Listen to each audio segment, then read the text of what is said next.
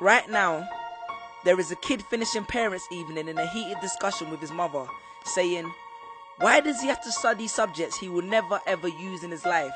And she will look at him blank-eyed, stifle a sigh, think for a second, and then lie. She'll say something along the lines of, you know, to get a good job you need a good degree, and these subjects will help you get a good degree. We never had this opportunity when I was younger. And he will reply, but you were young a long time ago, weren't you, Mum? And she won't respond, although what he implies makes perfect sense, that society's needs would have changed since she was 16. But she will ignore him, grip his hand more sternly, then drag him to the car. But what she doesn't know is that she didn't ignore him just to shut him up. She didn't lie because they were just returning from parents' evening and an argument in the hallway would look bad on her resume. She won't lie because she's just spent the last 1 hour convincing a stern-faced teacher that she will ensure that her child studies more at home. No, she will lie simply because she does not know any better herself. Although her whole adult life she has never used or applied Pythagoras' theorem, pathetic fallacy, and still does not know the value of x, she will rely on society to tell her that her child, who has one of the sharpest minds in the school, is hyperactive, unfocused, easily distracted, and wayward. Students, how many equations, subjects, and dates did you memorize just before an exam never to use again?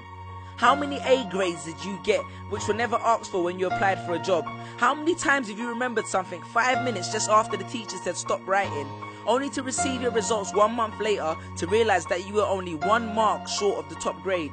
Does that mean remembering 5 minutes earlier would have made you more qualified for a particular job?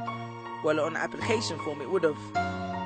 We all have different abilities, thought processes, experiences and genes. So why is a class full of individuals tested by the same means? So does that mean Sherelle thinks she's dumb because she couldn't do a couple of sums? And if this issue is not addressed properly, it then becomes a self-fulfilling prophecy. Then every school has the audacity to have a policy on equality. The irony. Exams are society's methods of telling you what you're worth.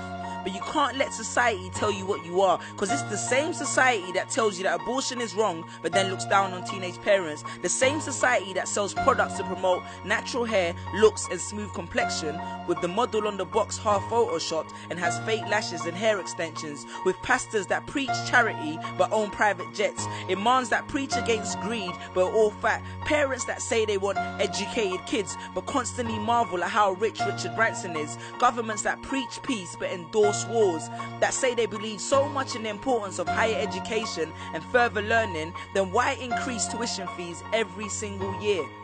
I believe Miss Jefferson when she took me into the office and said that my exams would be imperative to my success, because we was taught to always follow when Miss Jefferson led. But then I took Jefferson out of the equation and learned to think for myself. I realized we was taught to always follow when Miss led. The irony.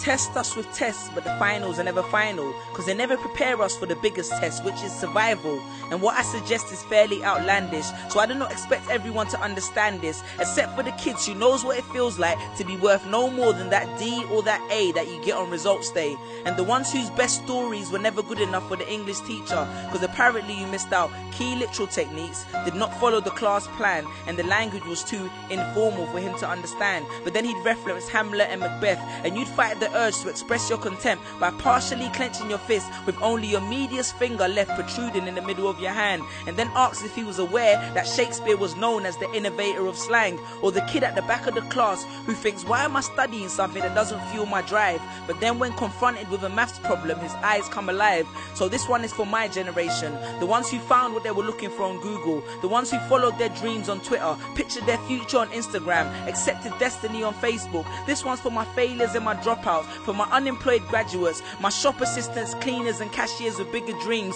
my self-employed entrepreneurs, my world changers and my dream chasers, because the purpose of why I hate school but love education was not to initiate a worldwide debate, but to let them know that whether 72 or 88, 44 or 68, we will not let exam results decide our fate. Peace.